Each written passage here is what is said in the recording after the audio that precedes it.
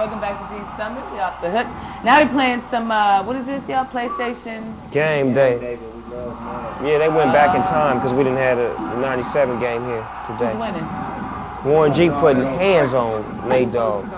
I'm analyzing the game and announcing the game. He whooping Nate Dogg 35-14. So this is, you said this is the kind of stuff y'all do in your free time though, but it has to be something else y'all do in your free time. What?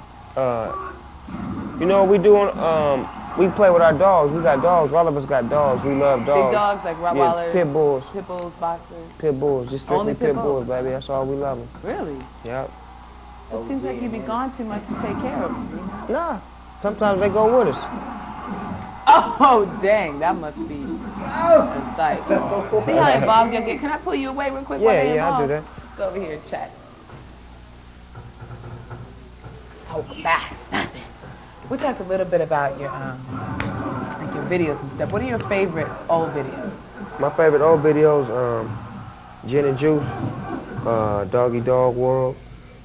That's the one where you morphed from a Doberman picture, No, right? that's What's Which My one Name. is that? That's my first video, What's My Name. Okay. Gin and Juice is the one where my mom and my pops went out of town or went to a party and I threw a party at the house. Remember that one? And Doggy Dog World was the one where I had all the 70 players, Pam Grier, Fred Williamson, Jim Brown, Huggy Bear, the dramatics. Oh, that must have been so fun to do. Yeah, me and Superfly, we kicked some real tough game that night, baby. It was deep. It was real deep on the real, though. It was something I really I know you grew up like we all did, watch the movies, get into it.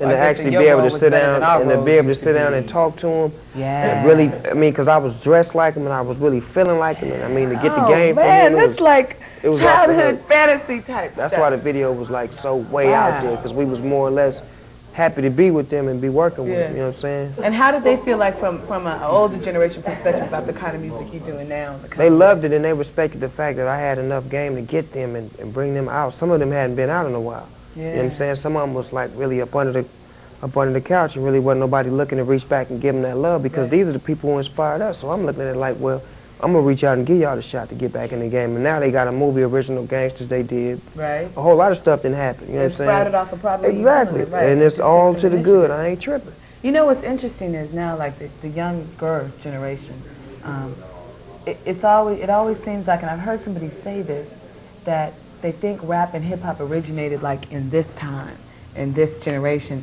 and that is so not true. The roots are in so many different places. Exactly. I say the roots even go back farther than the people who say that they originated rap. Rap was originated before Melly Mel and Soul Sonic Force and Africa Bambaataa did it. They're just people who took it further than the people before them took it. You know what I'm saying? They get a lot of credit for what they did as far as rap goes, but they're not the true originators. The true originators go deeper and farther back than that. We don't even know who originated this rap game. We don't know if he was from the West Coast or from the East Coast. We just know the East Coast is the ones who adapted to it first and learned it and then showed the West how to do it. And you think it has roots even as far back as Africa? I've heard somebody say that. Yeah, it do. I mean, because I got people writing me from South Africa. I got fans that write me from over there telling me how their grandparents get into my music because it reminds them of tribal meetings that they used to have. And it's just real deep the way it just spread love like that. Deep. Wow. Well, we're going to take a look at some of the older videos. Dang. That's inspiring to hear that some elders in South Africa are valuing your music. That must make you feel good. One love, hey, I'm feeling good off of hearing it.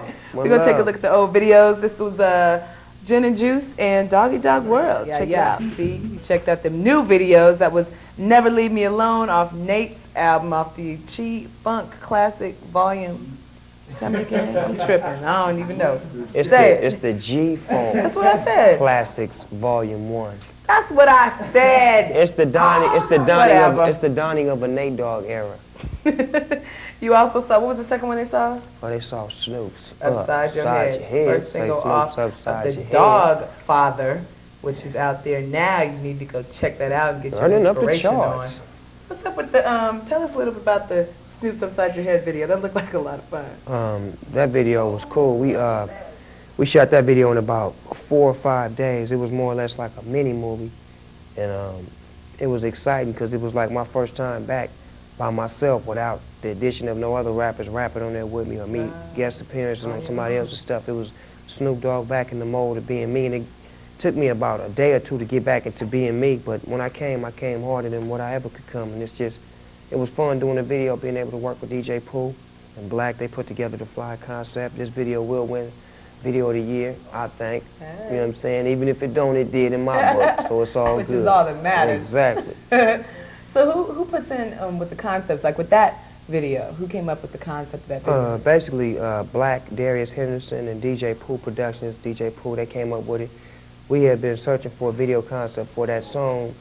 We just couldn't find the right one, and we was just figuring that, hey, this is a way out performance type song, so we had to have way out performance scenes with action and just keep it up-tempo, because it's an up-tempo song. Yeah, it's just, it hit all the right spots. Yeah. It's one of the songs from the babies to the grandparents. They can get into it. And was it, in terms of length, was it one of the videos that took you longer to do, or was there a video, oh, you know what, I think I know which one took you the longest, that one where you, that I mentioned before, where you changing it to the dog? No, you know what that video didn't take took me that the long? Murder Was the Case took me the what? longest. That was a mini movie. It took us 6 days to do Murder Was the Case. So 6 days is as long as it's taking you to do 6 days, and then this video we just did took 5 days. But the one that you're transforming probably took more like technical. Yeah, the technical side of it, where I wasn't there, where I had to get on my knees and sit like this and let them transfer me into the dog and this and that, just coming back day to day and different days. This video was on the scene, action, this happened, that happened, that happened. And it just Does that really get you excited about doing the movie thing too? Yeah, like it just sets me up. It sets me up, and it shows the directors from the movies that if he can pull this off, we know he can do a movie, because he got to be PG this way. He can't do what he really want to do. He got to, we really putting chains on him when we make him do videos. Let's see him without the chains on him. Let's see what he gonna bring. Wow. So you want to direct too then? I want to do it because that control thing. You got that control thing going. Not really direct, but appoint my director, because I know what's best for me. Exactly. I want to put people to. I want to say you are the one to direct me, because you know how to bring the best out of me, so you direct this. You into script writing at all? My lyrics are script writing, I think. You want to expand that into like a movie-length lyric? I think I could do that. That's what I did with Murder Was the Case. It was a song off of my album Doggy Style. We took that song and put it on the soundtrack by itself and made that song a whole soundtrack, and it blew up, and we did a movie off of it. First time ever. Was it kind of eerie for you? I remember the album cover on that one, and you had your own, you know, obituary, like. Was that, how did that feel for you? I don't know, some people were uncomfortable looking at it because of how it was vibe. It was just vibe. At the time being, it was just vibe. I just felt that. You know what I'm saying? When I wrote that song, it just came to me like that. It was more or less of a lesson in that song. Like, if you were in this situation, Snoop, and you got shot and you were put in a coma, and then God blessed you to get out the coma, are you going to do the right things or do the wrong things? And I was telling myself that I was going to do the wrong things through this song, but knowing in my heart that the right thing would be what I would do in real life. Cool. We're going to take another break. Right here, Teen Summit. Snoop's going to come back, pick a little more brains over here, and see what we can find out. Join us. A, B, C, D, P, G.